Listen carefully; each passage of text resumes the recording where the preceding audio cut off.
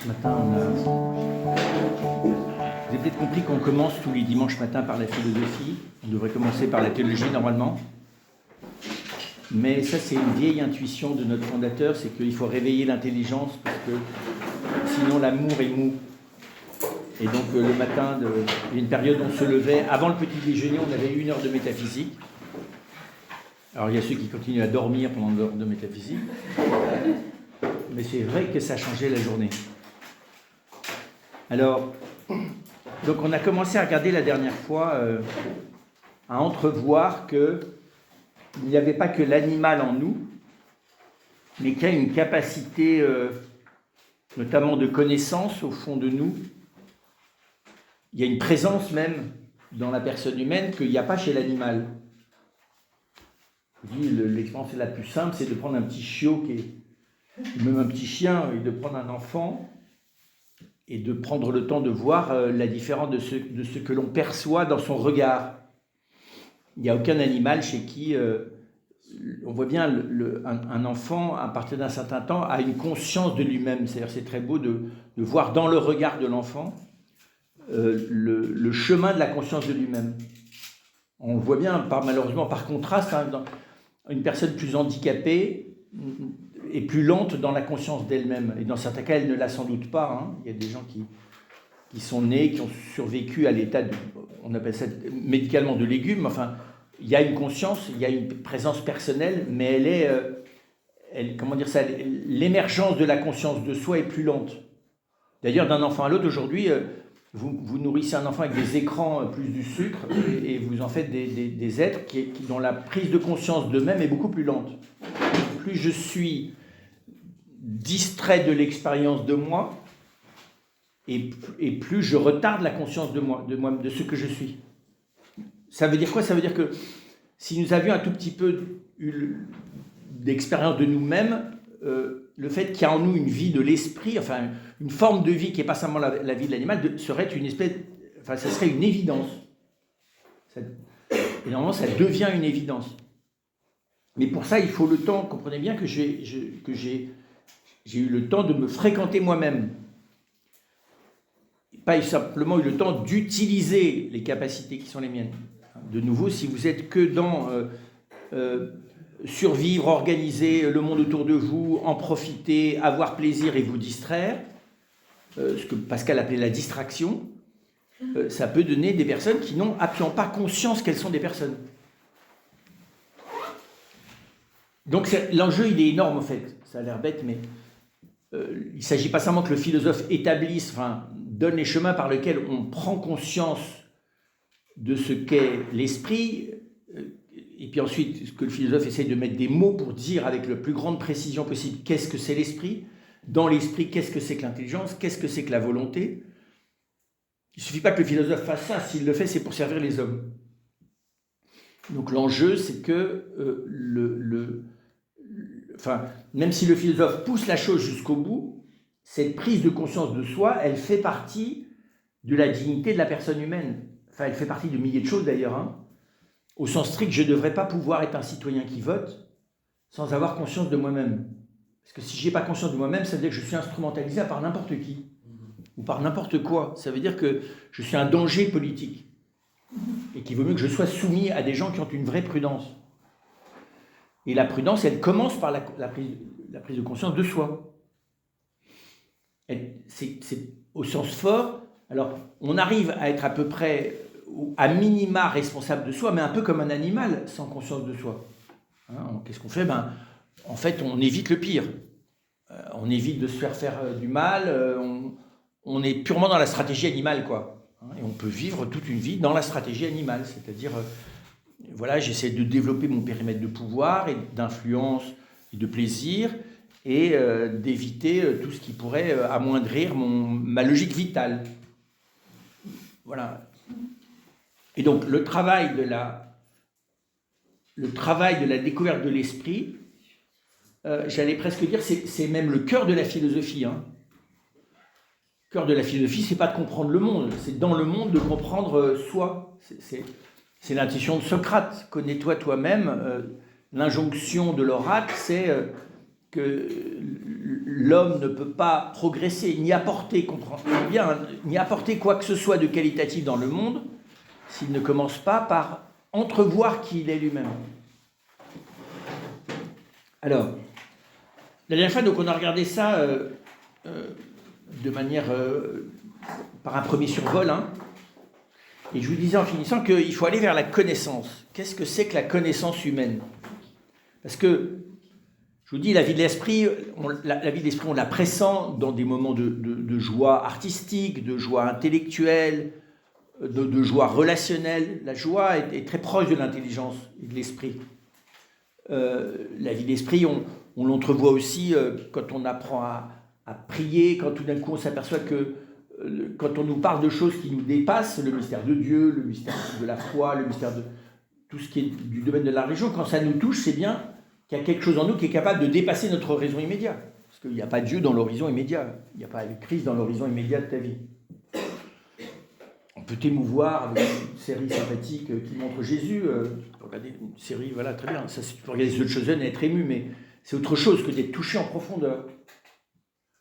Et donc, il faut passer de cette perception intuitive, qui n'en est pas moins réelle, hein, à essayer de mettre le doigt dessus. Il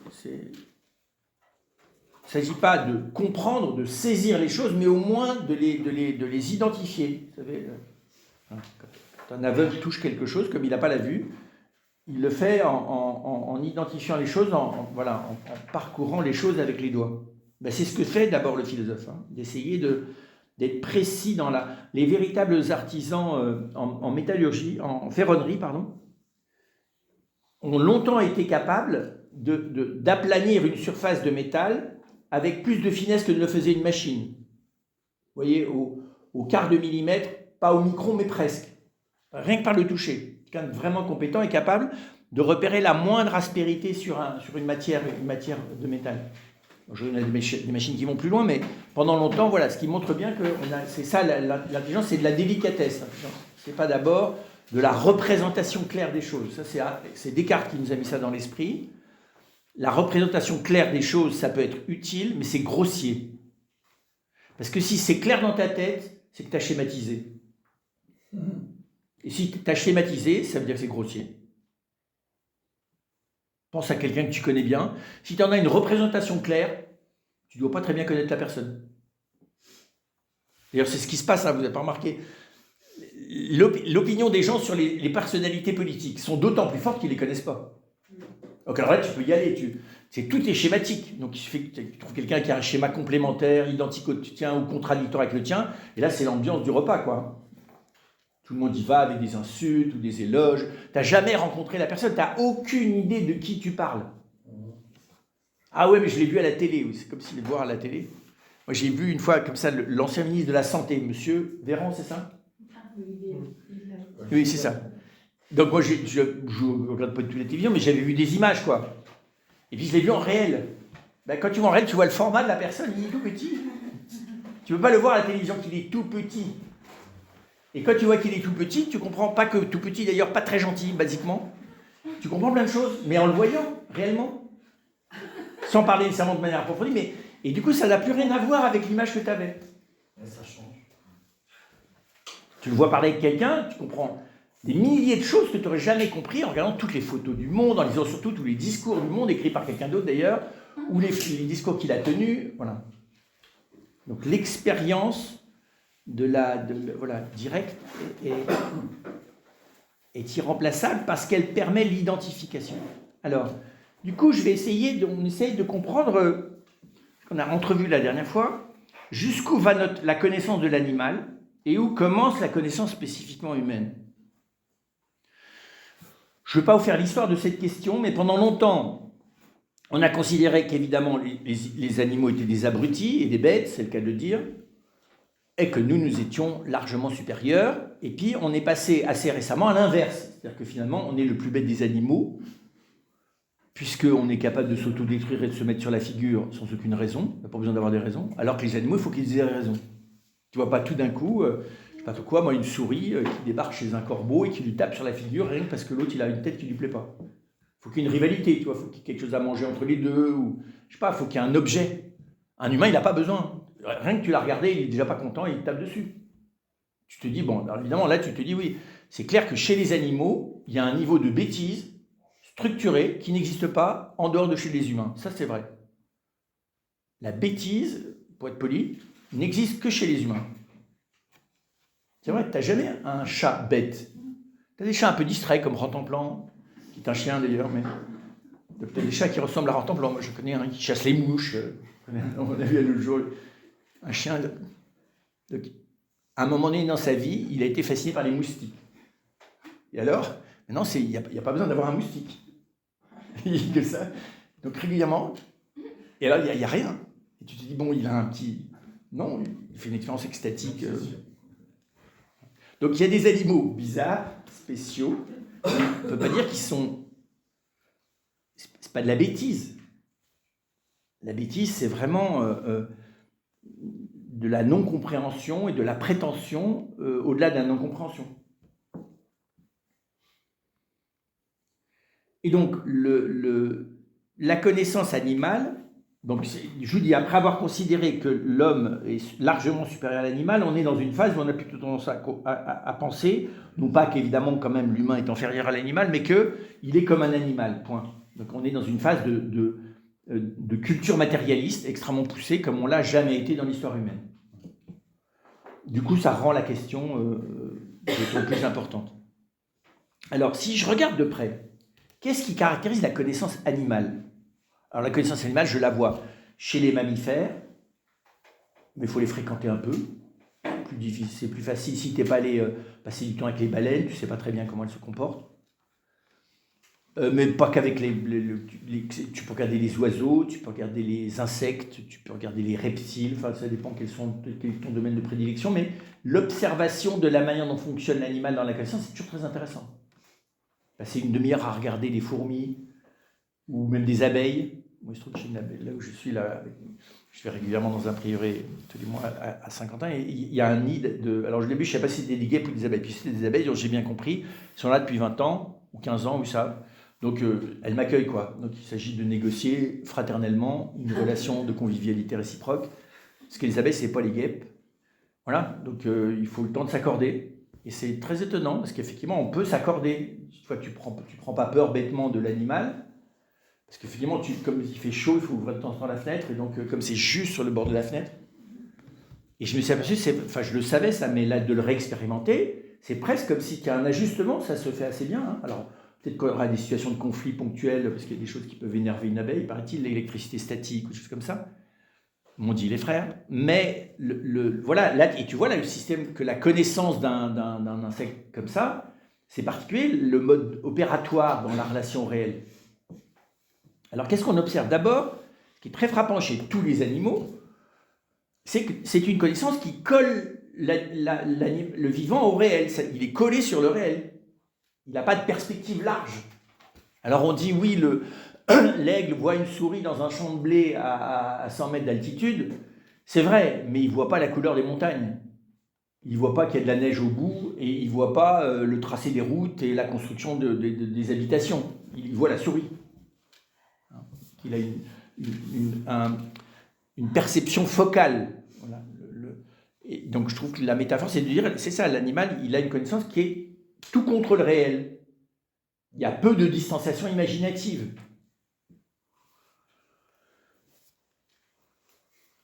L'animal on se demande, tiens, qu'est-ce que c'est? Non, il observe, il analyse instantanément ce qu'il observe. On va voir qu'est-ce que c'est que cette analyse. Et bien sûr qu'il peut y avoir une interrogation chez l'animal, parce que c'est une interrogation par rapport à sa mémoire, entre guillemets, entre les fiches qu'il a dans sa mémoire des choses et l'expérience sensorielle qu'il a, il peut y avoir un décalage. Mais il ne s'interroge pas sur ce décalage. Vous voyez, il est attiré par la chose elle-même. Il est collé contre la chose. Et d'ailleurs, il ne s'interroge pas sur lui-même, l'animal non plus.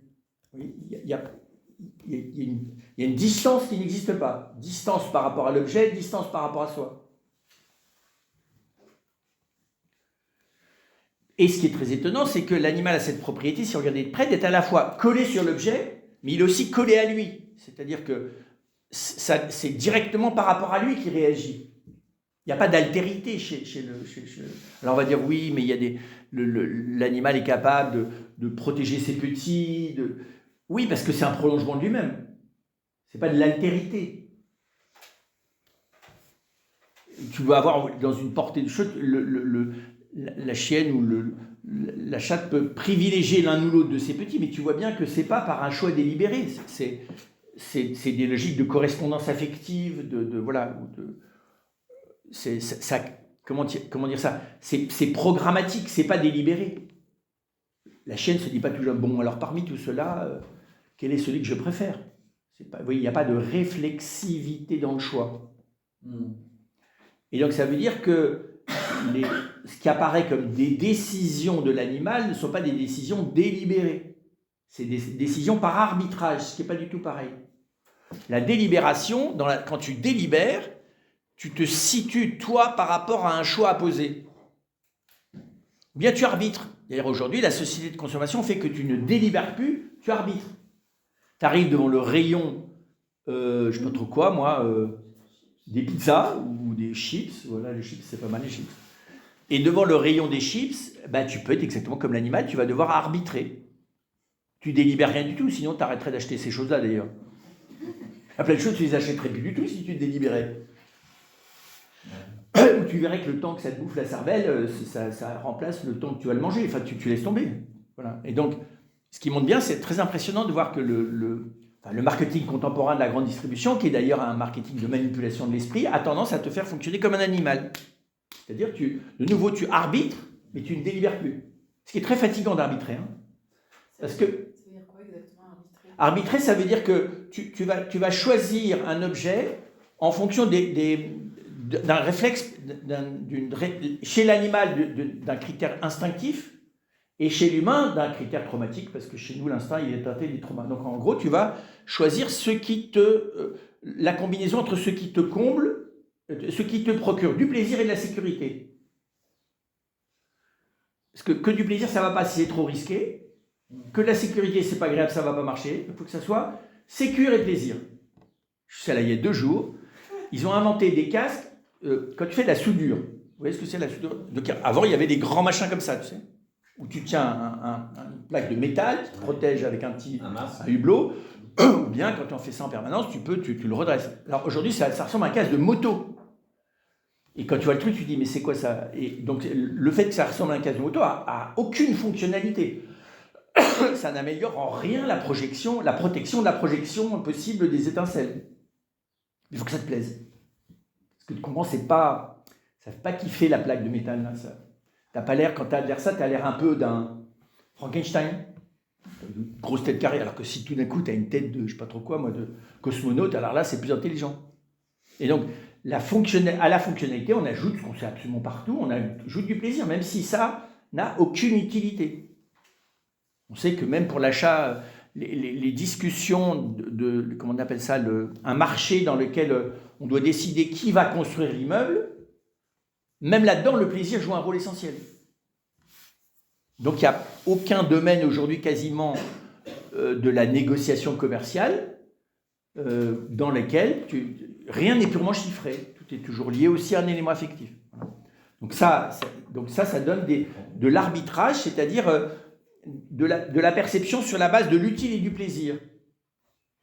Alors que la délibération, c'est un discernement par rapport à qui je suis, par rapport à mes choix. C'est pour ça que je dis que si je discernais, j'achèterais la moitié de ce que j'achète. Et de nouveau, je ne veux pas vous faire là-dessus un cours sur la manière dont un supermarché est conçu pour que la conscience réflexive diminue et que votre capacité de délibération, ça réduit à la plus petite portion congrue. C'est calculé comme ça, visuellement, auditivement. Vous voyez, moi je me souviens très bien quand ils avaient lancé les supermarchés. Moi, j'ai été dans un endroit, dans un quartier de Paris, dans le 15e, où il y avait un supermarché expérimental. Donc, tu avais une boîte de conserve. Et tu prenais une fiche mécanique. Mécanique s'appelle, avec des trous là. Vous voyez, fiche à trous. Tu avais une boîte, un seul produit. Et tu prenais la fiche. Ils se sont aperçus que les gens, ils achetaient très peu avec ça. Mais si tu mets 100 boîtes de conserve, bizarrement, c'est ce qu'on appelle les consoles, tu en achètes beaucoup plus. Tout d'un coup, tu butes sur une montagne de promotion qui vaut plus cher que le même produit, pas en promotion, mais tu l'achètes. Il y a marqué promotion, il y en a beaucoup. Donc tout est à ta disposition, c'est le principe. C'est Alibaba. C'est la caverne d'Alibaba, le supermarché. Voilà. Et donc là, je vois bien que l'arbitrage de l'utile et de l'agréable, qui se fait sur la base de ce que le Moyen-Âge appelait l'estimative, c'est-à-dire, précisément, est-ce que c'est approprié à mon besoin de plaisir ou d'utilité? Point. Ça, c'est animal.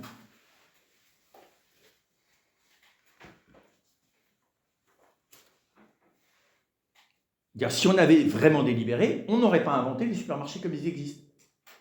Et encore moins les hypermarchés. Tout simplement par préservation de l'espèce humaine. C'est assez simple. C'est pas bon de mettre les gens en état dans un nuage de radioactivité. Mais un hypermarché, c'est de la radioactivité psychique 600%. Dire, tu veux savoir où en est le psychisme collectif du pays français, tu demandes aux gens qui travaillent là-dessus où est-ce qu'ils en sont de l'amélioration, de la performance de l'hypermarché, qui a beaucoup bougé en 10 ans là.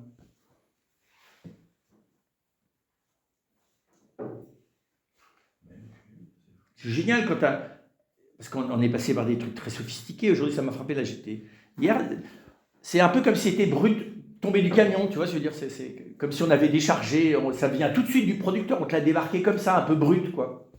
Comme dans un marché local. C'est pas du tout parce qu'ils n'ont pas les moyens de mettre de la décoration partout, c'est parce que c'est comme ça que ça marche aujourd'hui. Ça fait appel à des représentations, donc on est vraiment dans la manipulation de l'animal, c'est tout. Donc, l'animal, il est directement relié à lui et collé sur le réel. Ensuite, il a malgré tout une marge imaginative, qui n'est pas la même chez un ver de terre et chez un tigre.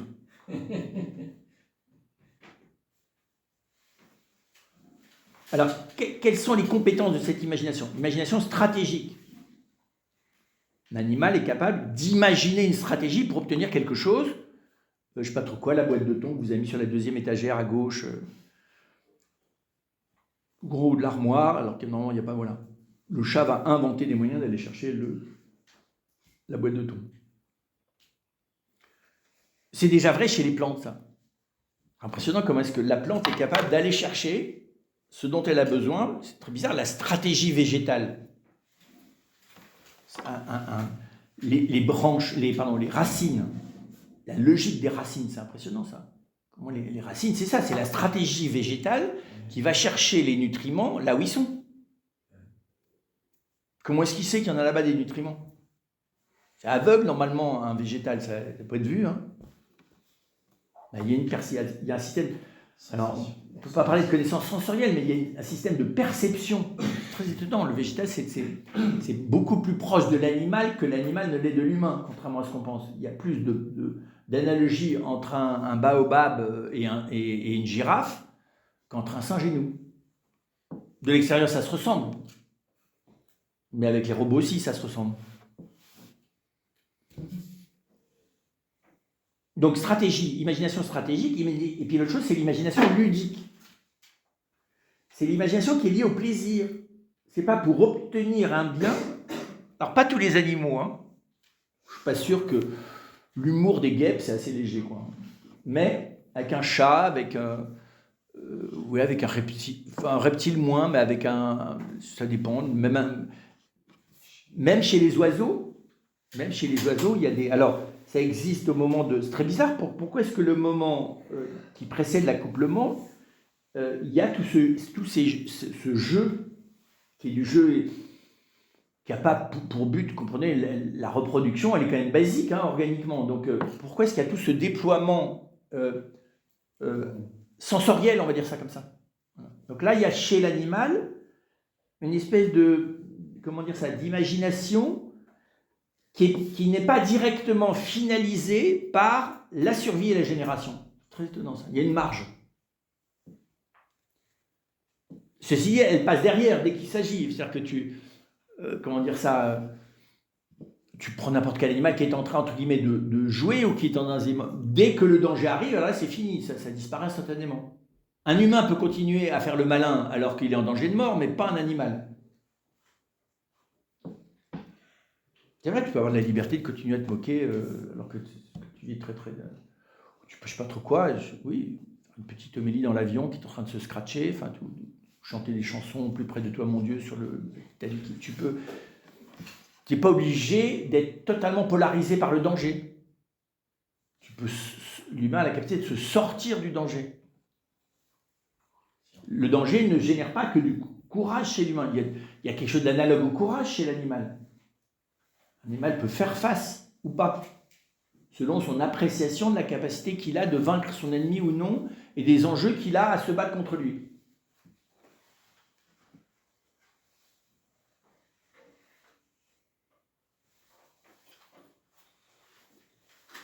Donc on voit bien que dans l'imagination de l'animal, il y a il y a la sensation, bien sûr, mais c'est un jeu sur l'image. L'animal est capable de jouer avec l'image que génère la chose en lui. Je vous dis, un chat peut, il sait très bien qu'il ne va pas attraper le moustique, mais il peut très bien jouer à attraper les moustiques. En plus, une fois qu'il l'a attrapé, ça ne va pas lui faire de la nourriture substantielle. Pardon, Père Salmon. Quand vous parlez de l'imagination de l'animal, qu'est-ce que vous entendez par imagination? Ça veut dire que l'animal, il n'est pas que collé sur l'objet. Il y a une certaine distance. Ce n'est pas une distance critique. Mais de nouveau, comment expliquer ça? Vous mettez une gamelle à un chien ou à un chat, et puis au moment d'arriver devant la gamelle, vous fermez la porte. Il va inventer une manière de contourner, non? De s'y trouver une autre issue. Ça lui vient d'où, ça? Quelle est la réflexion, qui lui permet, il faut bien qu'il ait la capacité de se projeter. Comment il fait pour se projeter? Ça veut dire qu'il a une compréhension de l'ensemble de cet espace, ou non d'ailleurs, qui est la maison, et qui sait qu'il y a d'autres ouvertures. Donc il est capable de faire appel à sa mémoire, et de construire une projection sur le futur de l'obtention de son bien, en utilisant sa mémoire. C'est ça ce qu'on appelle l'imagination. On passe son temps à se servir de l'imagination. Dès que vous voulez faire quelque chose, vous l'imaginez avant de le faire, sinon vous ne le feriez pas. C'est pas faux. Et l'imagination se sert de la mémoire. Tu peux, c'est des problèmes d'aphasie, tu peux perdre la mémoire au point que tu ne sais plus comment ton bras peut aller attraper le verre. Il y a la perte de la mémoire légère, on peut perdre la mémoire des noms, on peut perdre la mémoire des lieux, on peut perdre la mémoire de... Mais on peut aller plus loin, on peut perdre la mémoire du mouvement du bras. Ce qui montre bien que dans la vie quotidienne, je fais sans cesse... le fonctionnement humain fait intrinsèquement appel sans cesse à l'imagination, et à la mémoire et à l'imagination. Il n'y a pas d'imagination s'il n'y a pas de mémoire. Parce que imaginer, ça veut dire me projeter sur des choses dont j'ai déjà la représentation. Ça veut dire que je l'ai en stock.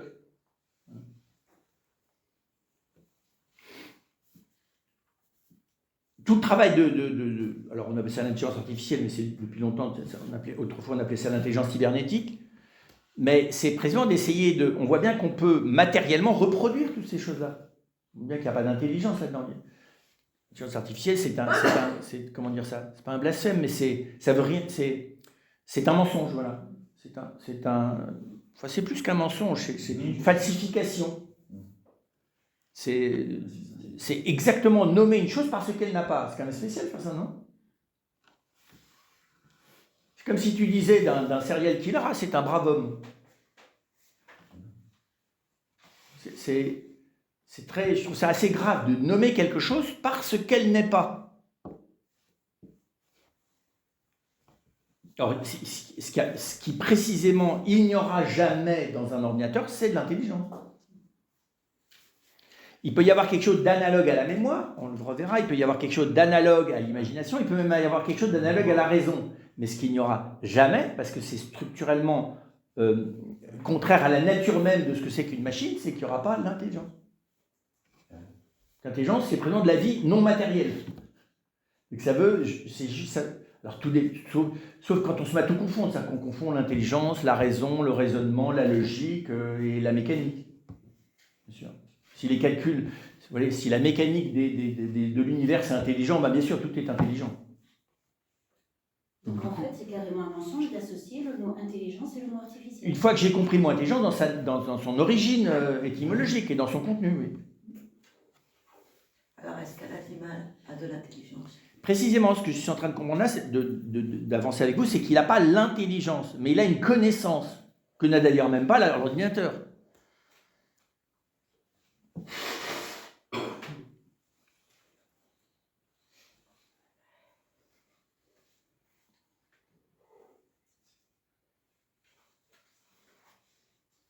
Un ordinateur ne se détend pas en jouant. On ne voit pas un ordinateur jouer au morpion.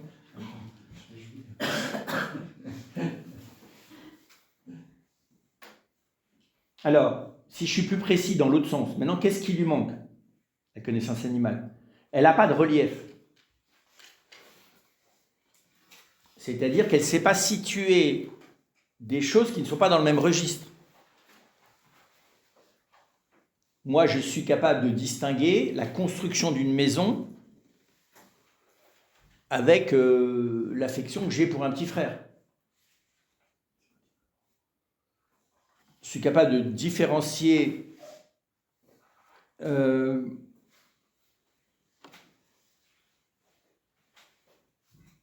un tableau ou une photo d'une réalité. Donc je suis capable de situer les choses les unes par rapport aux autres.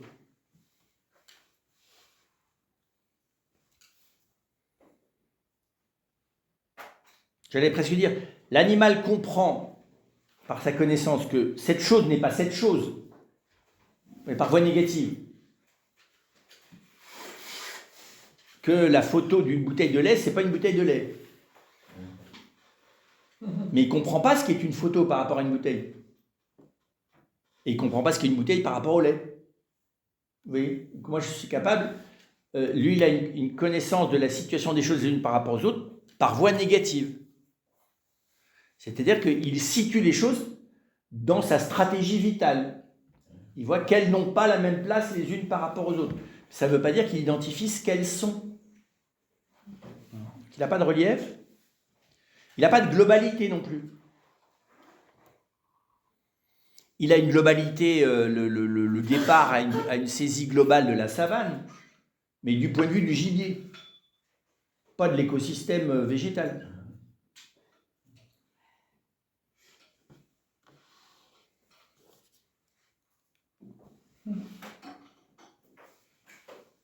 Le serpent a une bonne connaissance de la jungle, mais pas tellement de la flore.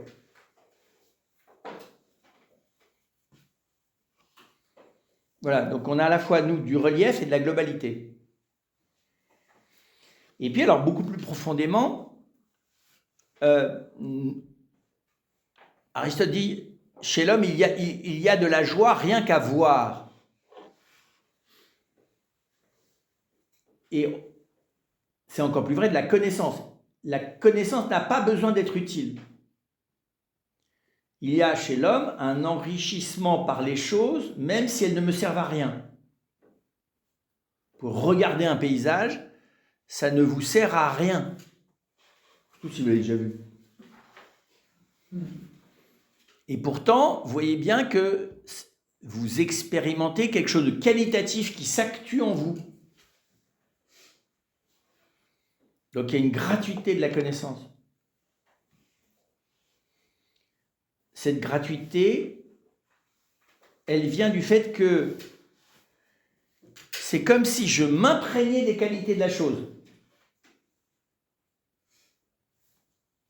Je peux même m'imprégner de la nature de la chose, pas seulement de ses qualités. Je ne suis pas simplement capable de... Comment dire ça? C'est bizarre. L'animal perçoit les qualités des choses, mais il ne s'identifie pas aux choses. Moi, c'est très impressionnant. Quand nous connaissons l'arbre, nous pouvons devenir l'arbre, presque. Ils sont très bien. Mais Oui, parce que nous, on est tellement habitués aux objets artificiels. Et un objet artificiel, il n'y a pas de place pour moi, puisqu'il a été fabriqué par un autre. Tu peux m'entrer dans ta voiture, mais dans l'objet, ça n'a pas été fait par toi. Donc, ce qui a été fait par toi, tu es dedans. Et ce qui n'a pas été par toi, il y a quelqu'un d'autre qui est déjà dedans. Dans l'arbre, il n'y a personne. C'est très étonnant. On va dire, s'il y a Dieu, non, Dieu est celui qui t'accueille dans l'arbre, c'est pas pareil. Mais il n'y a pas de copyright. Et donc, c'est très étonnant comment est-ce que les objets, les réalités naturelles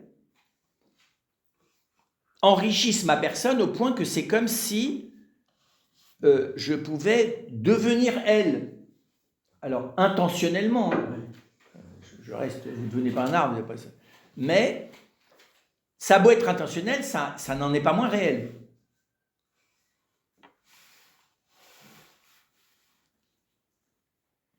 D'ailleurs, la projection affective, c'est ça. Hein. La projection paternelle, maternelle, fraternelle, qui fait que c'est comme si tout ce que vit l'autre, c'est comme si tu le vivais toi. Alors que tu n'es pas du tout l'autre.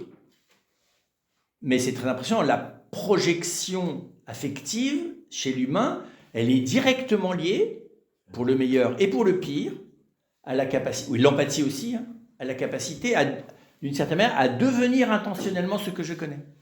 Et moi, je ne le regarde pas comme ça, je le regarde d'abord comme un enrichissement. Donc, je peux non seulement les couleurs, par exemple, tu peux te laisser remplir des couleurs et de la lumière. Jamais tu verras un animal faire ça. L'animal ne s'imprègne, il connaît les couleurs, mais il ne s'en imprègne pas. Autrement dit, on pourrait presque dire, il n'y a pas d'assimilation contemplative de la chose.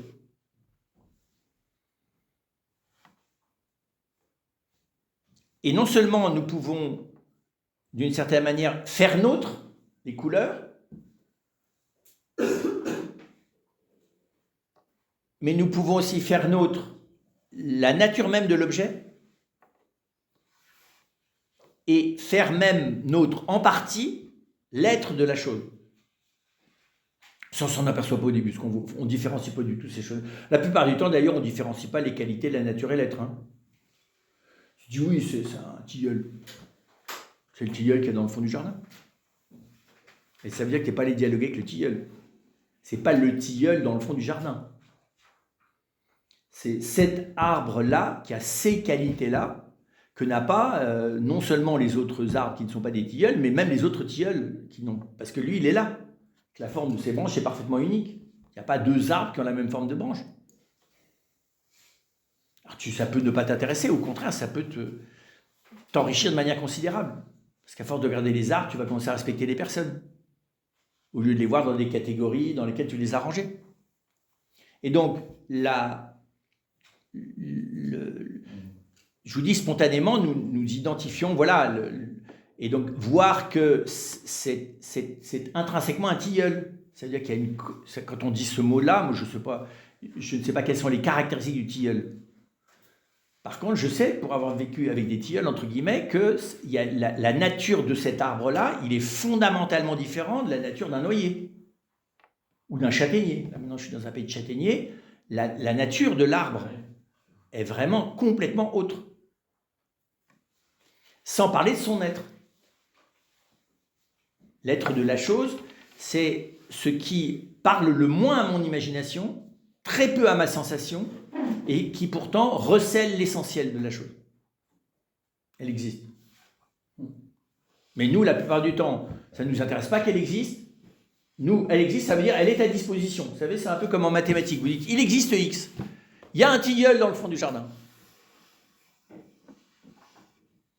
Mais l'être du tilleul, je ne vais pas me casser la tête. De toute façon, il y a déjà tellement de choses qui existent, je ne vais pas commencer à me casser la tête avec les tilleuls. Hein. Donc du coup, l'existence ne nous intéresse pas. Ce qui nous intéresse, c'est qu'il y a des choses à disposition. Ces choses, elles ont des qualités, de nouveau, utiles et agréables. De temps en temps, quelques qualités contemplatives qui réveillent en nous un petit flash contemplatif. Point barre. Voilà.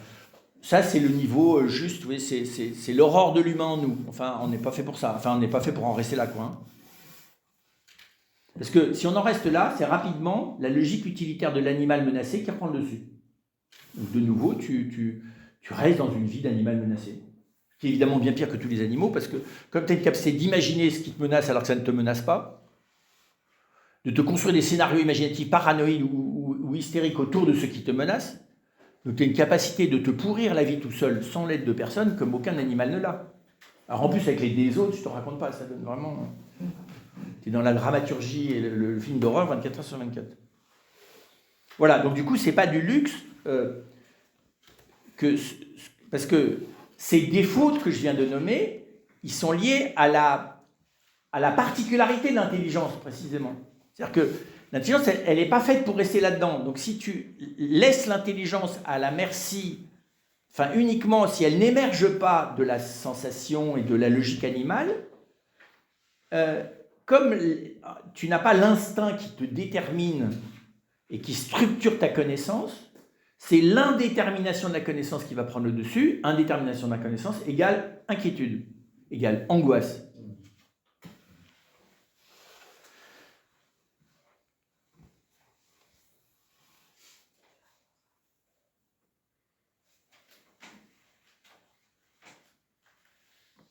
Alors, si je regarde positivement, qu'est-ce que ça donne ?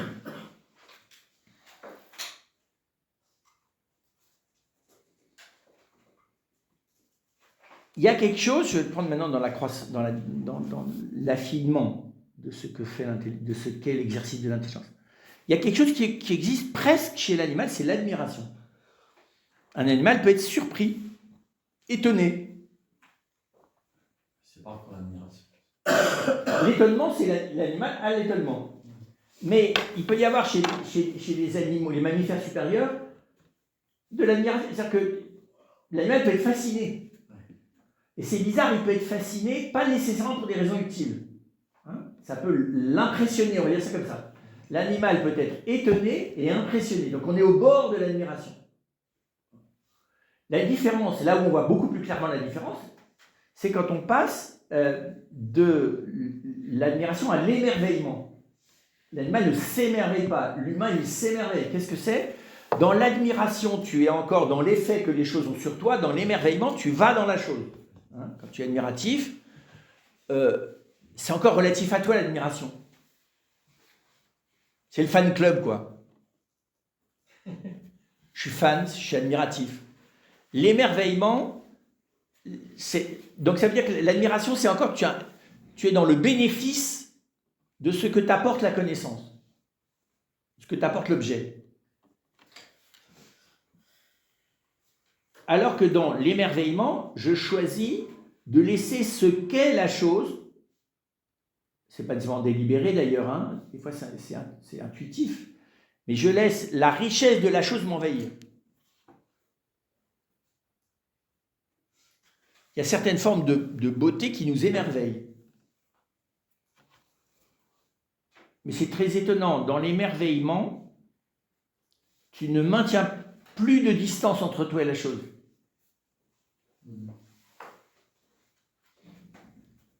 Tu sais que ce qui t'émerveille est plus grand que toi, mais c'est comme si l'émerveillement te fait parcourir la distance. L'admiration, non.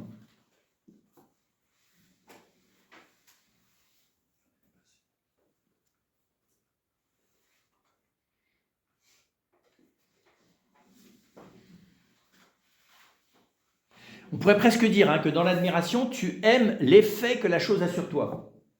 Alors que dans l'émerveillement, tu es déjà dans l'amour de la chose elle-même. L'émerveillement conduit à l'amour, pas l'admiration. D'ailleurs, l'admiration peut être une manière stratégique de maintenir la chose à distance. Tu préfères admirer les choses que de les aimer, parce que si tu te mettais à les aimer et à être émerveillé par elles, elles risqueraient de modifier ta vie. Est-ce qu'on peut dire que dans l'émerveillement, la chose est autre que nous, mais elle n'est pas loin. Enfin, Alors elle est plus que pas loin, elle est autre que nous, mais précisément, elle nous touche à l'intime, c'est-à-dire qu'elle touche vraiment l'intelligence. Dans l'admiration, la dimension affective et sensorielle est plus forte que l'intelligence. Précisément, l'émerveillement, c'est quand tout d'un coup, la nature de la chose percute positivement mon intelligence. Et je dis, oh là, c'est ça.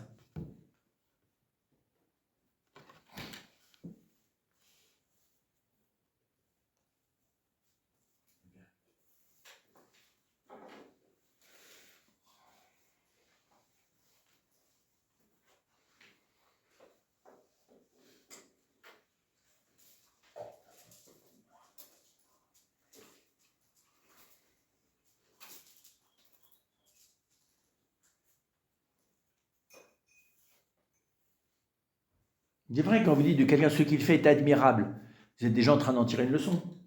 Ça veut dire c'est admirable, il faudrait faire la même chose, quoi. Il y a de l'envie dans l'admiration aussi. Ça peut être même sournois. Tu peux admirer quelqu'un comme ça et le doubler de jalousie en plus. Souvent, le jaloux admire celui dont il est jaloux ou celle dont il est jaloux. Il n'est pas émerveillé, parce qu'il est émerveillé, tu laisses tomber tout ce truc affectif. L'émerveillement, c'est presque le moment où tu aperçois que le cœur à cœur entre ce que tu es et ce que sont les choses dans l'intelligence transcende totalement l'affectif. C'est très étonnant. L'émerveillement, il y a une transcendance de l'affectif dans l'émerveillement. C'est que tu vois que ce que sont les choses sont de nature à te toucher en profondeur. Et pas d'abord parce qu'elles ont un effet affectif. L'émerveillement ne te comble pas, il te sort de toi. L'émerveillement est extatique, pas l'admiration.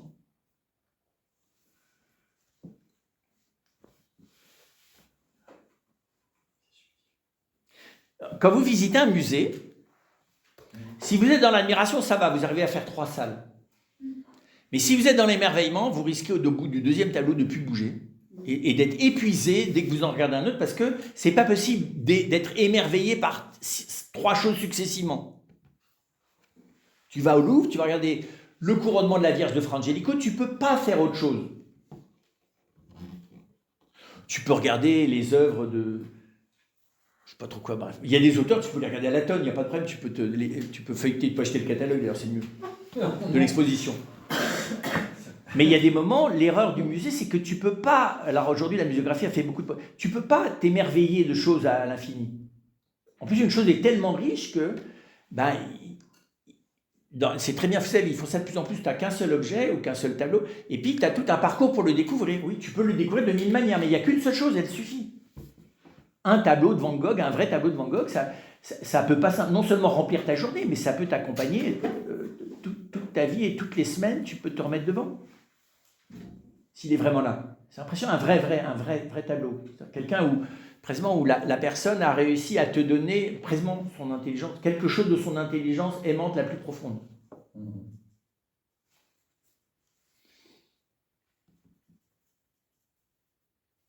En l'occurrence, chez Van Gogh, j'ai découvert ça récemment, l'immense soif qu'il avait d'aimer, d'être aimé, de se donner à Dieu et de le servir, et la souffrance qui accompagnait tout ça.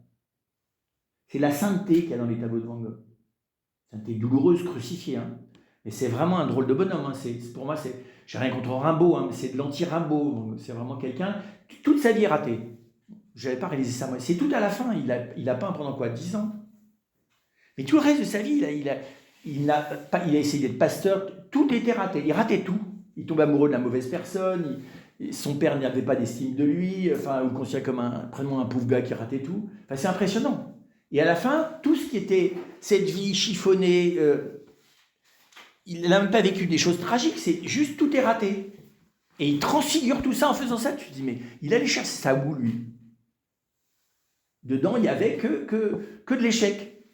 Et tout d'un coup, il transforme ça, tu es là, tu es devant, et c'est très étonnant. C'est très, je ne dis pas qu'il faut canaliser Van Gogh, mais... Je dis ça parce que ça fait partie de ces peintres qui suscitent de l'émerveillement. Parce qu'il faut admirer. Tu peux commenter. Ça n'a pas grand intérêt de commenter Van Gogh. La chaise, les chaussures, les meules de foin. Tu as expliqué sa peinture, tu as expliqué les discours. Tu n'as plus rien à dire, tu es juste devant. Le linceul aussi, c'est pas mal comme émerveillement, le linceul de Turin, en négatif. Là. Voilà, émerveillement. Dans l'émerveillement, on perd le contrôle. Exactement, c'est tout à fait ça, tout à fait. L'admiration, tu régules la focale de l'appareil, tu sais, tu prends un grand angle, un zoom, c'est toi qui contrôles, tu vas mettre des filtres, tout ça. Dans l'émerveillement, c'est la chose qui te prend, Tout à fait. Et c'est vrai que c'est... Là, je vois bien que ça, c'est une expérience qui existe chez l'enfant. Hein. L'émerveillement des enfants sur la lumière, les effets de lumière. Vous savez, dans les rideaux, ou les effets de l'air sur leur visage. Enfin, c'est impressionnant. Un enfant, il peut... Les premiers émerveillements, c'est des choses extrêmement impressionnantes parce qu'elles sont... C'est comme si tout leur corps était en état d'émerveillement. Bon, ça après, ils vont pleurer, hein, c'est autre chose. Mais voilà, et donc, oui, l'émerveillement, c'est de nouveau, il y a quelque chose d'extatique. Et là, je vois bien que ça, c'est pas comme l'animal, et en même temps, ça vaut tout l'or du monde. C'est le ravi. Le ravi de la crèche, c'est celui qui est dans l'émerveillement du mystère. C'est le contemplatif. L'émerveillement est contemplatif. Ça veut dire contemplatif, ça veut dire que ça touche le plus profond de la capacité de l'intelligence et donc le plus profond de la capacité dans l'homme. Du coup, ça veut dire que je comprends que du coup, le vivant qui est l'homme, il est très profondément fait pour un vis-à-vis avec les choses qui l'enrichissent en l'émerveillant. Voilà. Alors c'est pas rien, parce que si ça c'est le plus profond de l'homme, ça veut dire que la vie humaine devrait s'organiser autour de ça. C'est pas franchement comme ça qu'on a conçu les choses depuis longtemps.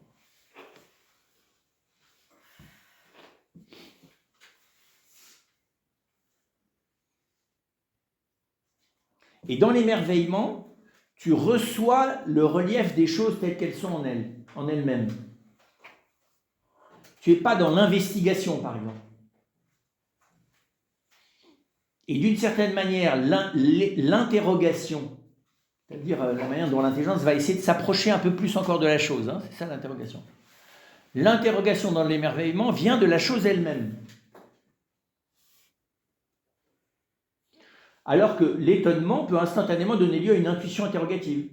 Tu veux mieux savoir comment ça marche, tu veux mieux savoir d'où ça vient, tu veux mieux savoir qui c'est qui l'a fait.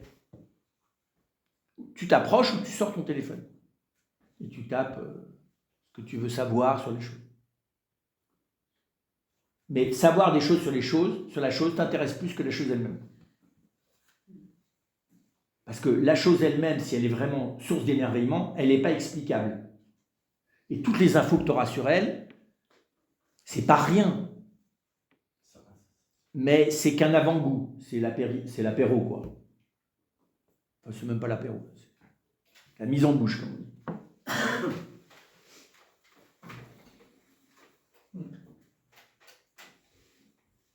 Et quand tu n'as plus besoin d'aller revoir les choses en direct parce que tu sais ce que tu voulais savoir sur elles, voilà, ça veut dire que la chose elle-même ne t'intéresse absolument pas du tout comme elle-même, pour elle-même.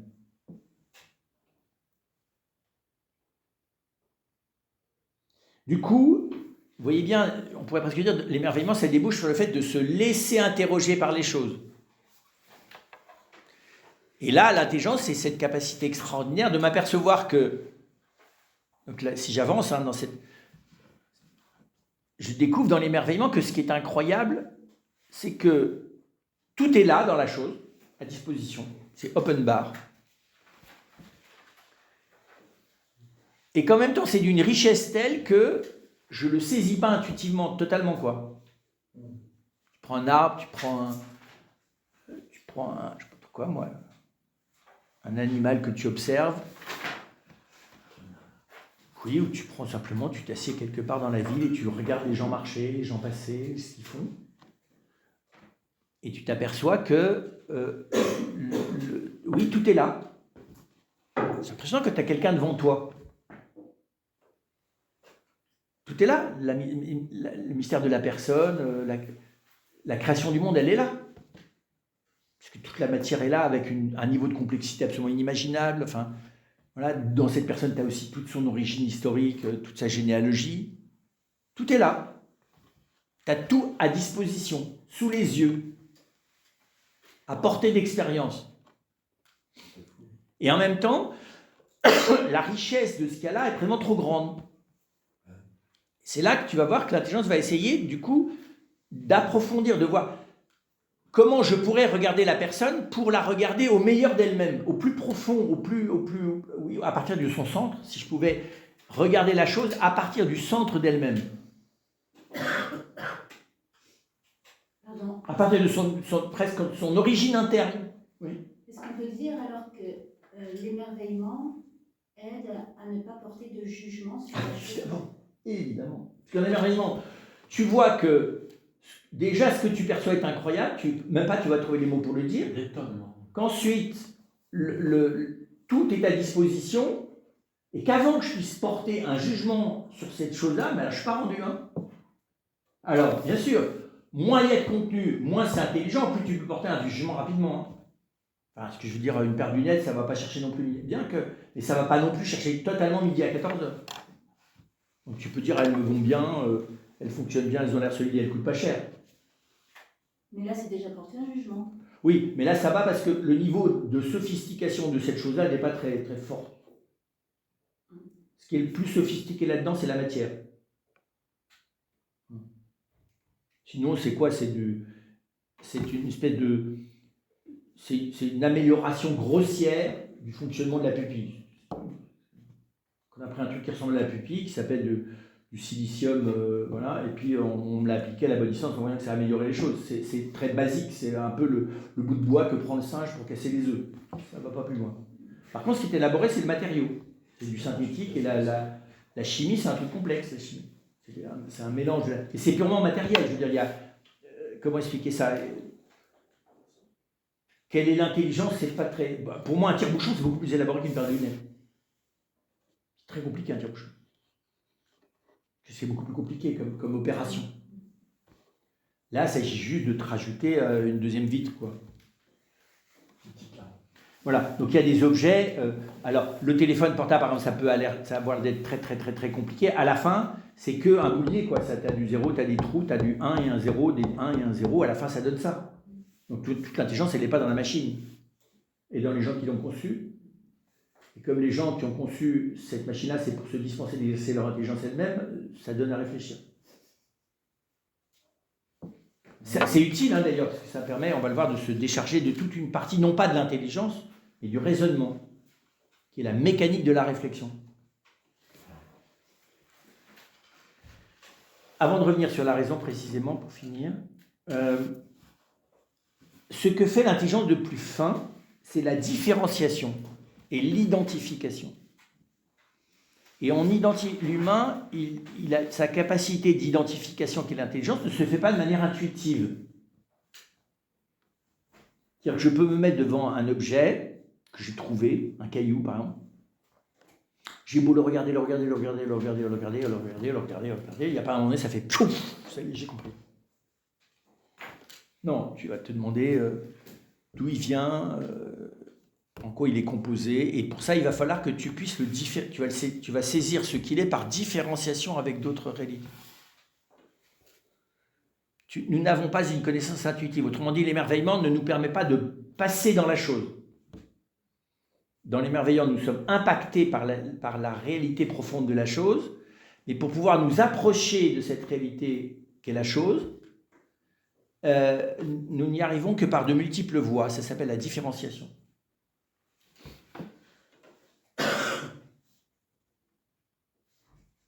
On verra la prochaine fois, tu essaies de différencier ce qui est essentiel, ce qui est le plus déterminant, ce qui est changeant, ce qui n'est pas changeant, ce qui est permanent. Donc, autrement dit, pour que tu arrives à être en permanence, en résonance profonde avec ce qu'est la chose, il faut de l'entraînement. De la même manière qu'il faut du temps pour percevoir la cohérence d'une œuvre d'art que tu as saisie intuitivement au premier regard, il faut du temps pour la comprendre. De la même manière, il faut du temps pour comprendre la cohérence d'une réalité. Et c'est très bizarre ça. Il y a quelque chose qu'on a saisi dès le point de départ, et puis après ça, dès qu'on se penche un peu plus vers la chose, on perd cette espèce... Parce que l'émerveillement, c'est très bizarre, ça ne demeure pas tout le temps. Tu as l'émerveillement, puis dès que tu vas commencer à t'interroger, tu vas commencer tu vas comparer à ce que tu connais déjà, d'autres choses, et tu vas perdre cet émerveillement. Le temps de l'analyse, tu perds l'émerveillement. Mais le but de l'analyse, dans l'intelligence, et la philosophie n'est que l'exercice de gymnastique pour faire fonctionner l'intelligence, ça ne sert à rien d'autre, eh bien, au bout d'un certain temps, précisément, ça te permet d'améliorer, on va dire que c'est une capacité d'amélioration de la capacité de l'émerveillement. L'intelligence peut augmenter en capacité d'émerveillement. Voilà. Et passer d'un émerveillement premier, immédiat, dans la rencontre de la réalité, à un émerveillement permanent. Voilà. Il y a quelque chose d'une... Comment dire ça ?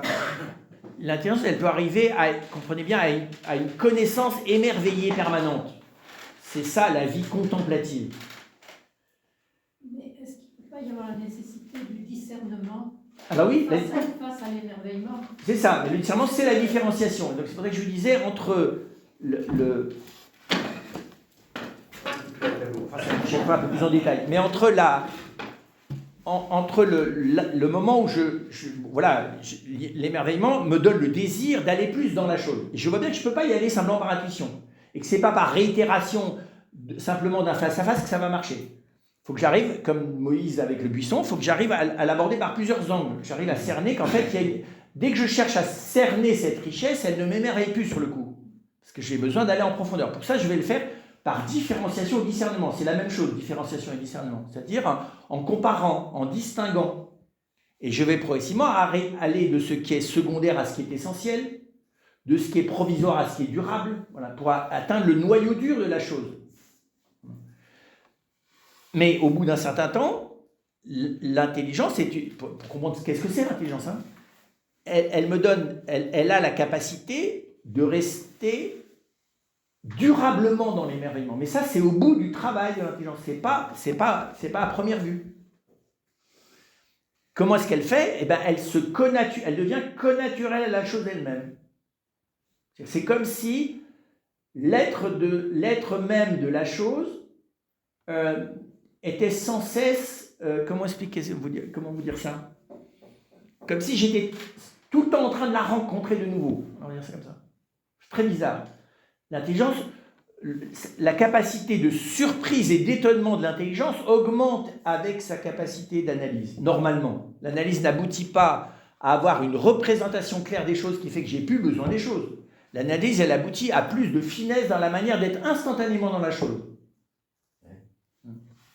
En fait, c'est l'être qu'on cherche. C'est l'être qu'on cherche. Et du coup, je pressens bien, rien qu'à ce stade, qu'effectivement, plus je vais exercer cette capacité de communion avec les choses, hein, on va appeler ça comme ça, plus la réalité que devant laquelle j'essaye de m'émerveiller, dans laquelle j'apprends à m'émerveiller, dont j'apprends à m'émerveiller, est riche, et plus évidemment l'émerveillement est intense. Et donc, évidemment, à un moment donné, je m'aperçois que la chose la plus émerveillante qui puisse être, c'est la personne humaine, qui est à des années-lumière au-dessus de l'univers, comme capacité d'émerveillement. N'importe quelle personne humaine, même. Au début, c'est pas n'importe quelle personne humaine. Tu as des personnes humaines, tu vois même pas que c'en est, donc tu risques pas de t'émerveiller dedans. Hein. Mais voilà, et donc, effectivement, un des grands boulots de l'humain, c'est comment pourrais-je parvenir à m'émerveiller en permanence de chaque personne humaine que je croise pour ce qu'elle est.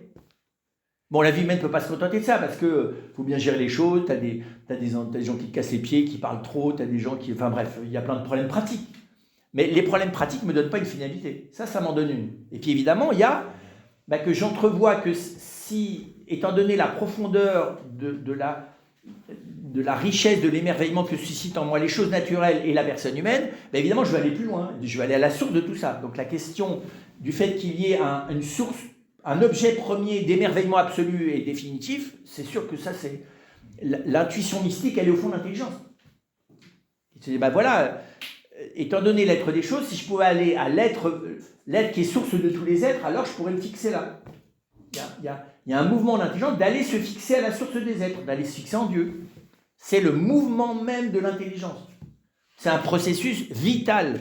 Ce n'est pas une adhésion dévotionnelle, religieuse, par discernement, sur la nécessité d'être sauvé. Le désir naturel de voir Dieu, dit Thomas, le désir de voir Dieu est naturel. Ça change beaucoup de choses. Je devance, hein, mais bon, parce que là, il faut qu'on s'arrête. Mais la prochaine, je voudrais vous aider à voir que ça révolutionne absolument toute ma compréhension de moi-même, de ma manière de vivre, de ma manière d'agir, de ma relation aux autres. Et entre autres, d'ailleurs, ça révolutionne aussi pas mal ma manière d'exercer la foi. Du coup, ça accélère. Parce que ça veut dire que je me laisse mieux faire par le réel, ce qui est tout au bénéfice de celui qui veut se laisser faire par la grâce, hein, au passage. Quand tu connais mieux ce par quoi tu te laisses faire, tu te laisses mieux faire. Tu vois. Un enfant qui est intelligent du corps de sa mère, il sait mieux s'agripper à elle, alors qu'il pèse un certain poids, sans jouer les sacs de pommes de terre. Le Seigneur est heureux quand nous sommes moins sacs de pommes de terre. Tu vois, tu n'es pas obligé de te soulever, de t'arracher du sol de ta bêtise, et que tu coopères précisément par ta foi contemplative, par ton intelligence au service de la grâce, pour pouvoir être plus agile dans le laisser-faire. Les enjeux, ils sont énormes, en fait. Dans la facilitation de l'existence. Hein. Pour ça, si on veut avoir l'existence lourde, douloureuse et tragique, chacun son choix, hein, ça peut plaire, mais enfin, je trouve qu'aujourd'hui, si on peut économiser un tout petit peu de tragique, de lourdeur, voyez, et d'inertie, c'est pas vraiment du plus. Voilà. Donc on essaiera d'avancer un peu plus là-dessus. Je n'oublie pas que l'esprit, que l'âme spirituelle, ça n'est pas que l'intelligence, c'est que c'est aussi la volonté, donc la capacité d'aimer. Mais pour l'instant, la capacité d'aimer, c'est tout à fait flou. D'ailleurs, si vous réfléchissez 2 minutes, c'est assez flou la capacité d'aimer. De quoi tu parles? De l'empathie affective, de l'intérêt profond que j'ai pour la personne. Et en fait, plus tu vas vers l'amour dans ce qu'il y a de profond, plus tu t'aperçois que tu retombes sur la question de l'émerveillement et de l'accueil de la réalité comme elle est et d'entrer en communion avec la chose dans ce qu'elle est. Donc en fait, pour devancer, hein, l'intelligence, elle est au cœur de la volonté. La volonté, c'est pas une capacité. Tu n'as pas l'intelligence et la volonté. Tu n'as pas la connaissance et l'amour. Ça, c'est dans la tête. Alors, tu as les intellos qui disent « Ouais, non, mais la volonté d'aimer, ça, c'est parfaitement flou. » Tu as les grands amoureux transimystiques qui disent « Non, mais l'intelligence, tu comprends, ça rend orgueilleux. » Voilà, ok, ça, t'es bien parti, quoi. Non. Si tu vas voir de près, c'est pas comme ça que ça se passe. C'est pas 2 choses. C'est 2 capacités vitales. Comment sont-elles reliées? Alors, d'abord, elles le sont profondément, puisque l'âme est une. Mais comment sont-elles vitalement reliées? C'est essentiel, ça. Et là aussi, les représentations que nous avons jouent un tel rôle dans nos vies que c'est bien de les démonter là où elles sont fausses. Parce que vous le comprenez tout doucement aussi, l'intelligence, c'est pas de se représenter, c'est d'aller dans les choses. Ce qui est d'ailleurs très... Ça pacifie extraordinaire. C'est très inquiétant, parce que les représentations, tu les veux rassurantes, mais il y a une partie de toi qui sait que c'est des représentations. Donc c'est du bidon. Parce que c'est pas les choses. C'est comme si tu mettais, tu vois, des statues et des photos ou des tableaux de tous les saints du ciel qui pourraient te protéger. Tu ne penses pas à les invoquer. Car dès que tu les invoques, ils te disent, tu vois, les représentations, occupe-toi plutôt de réciter, d'inventer une prière au corps mystique qui te fasse participer à la sainteté des bienheureux, ce qui est d'ailleurs fait très bien l'Eucharistie. Occupe-toi plus de vivre l'Eucharistie en présence de la cour céleste, donc de moi, Saint François, moi, Sainte Claire. Puis les images que tu as de moi, tu vois, c'est bien, c'est très bien. Léger. L'intelligence ne méprise pas les représentations, mais elle les rend légères. Elle cherche des icônes, pas des remplacements, pas des idoles, je dirais, philosophes contemporains.